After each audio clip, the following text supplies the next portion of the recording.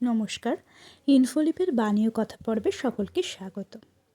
আজ শ্রীমা ক্ষীণ শরীরে অতিমাত্রায় পরিশ্রম করে সন্তানদের খাওয়াতে যে বড় ভালোবাসতেন তারই একটি উজ্জ্বল দৃষ্টান্ত আপনাদের সামনে তুলে ধরার চেষ্টা করব। পৌষ মাসে একবার জয়রামবাটিতে সংক্রান্তির আগের দিন বিকেলে উপেন্দ্রনাথ মাইতি এসেছেন।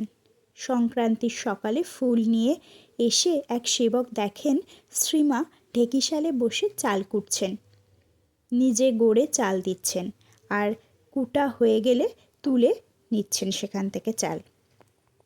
এই রকম করায় তার হাতে মুষল পড়ে যাবার আশঙ্কা হওয়ায় সেবক বললেন, আপনি কেন মা করছেন? মুষলটা যে হাতে পড়ে যেতে পারে। মা বিরক্ত হয়ে বললেন, তুমি থামো, আমার সব অভ্যেস আছে। নিরস্ত সেবক সেখান থেকে চলে গেলেন। খানিক পরে দেখেন ধুচুনিতে ডাল নিয়ে কুলুপুকুরে কচলে কচলে ধুয়ে খোসা তুলছেন। ফিরে এসে নলিনী ও ছোটো মামিকে বাটিতে দিলেন। জিজ্ঞাসা করলেন, কি হবে মা? বললেন, দেখতে পাবে। স্নান ও পুজো শেষ করে রান্নাঘরে গিয়ে কোমর বেঁধে পিঠা গড়তে ও ভাজতে বসলেন মা। সারাদিন ধরে নানা রকম পিঠে প্রস্তুত করলেন। আগুনের তাতে মুখ বিবর্ণ হয়ে গেছে, তথাপি প্রায় সন্ধ্যা পর্যন্ত তিনি খাটলেন। রাত্রে খাবার সময় সেবকরা দেখেন সরু চকলি, সিদ্ধ, ভাজা নানা প্রকারের পুলি, রসবড়া, পাটিসাপটা ও পায়েস এনে দিলেন।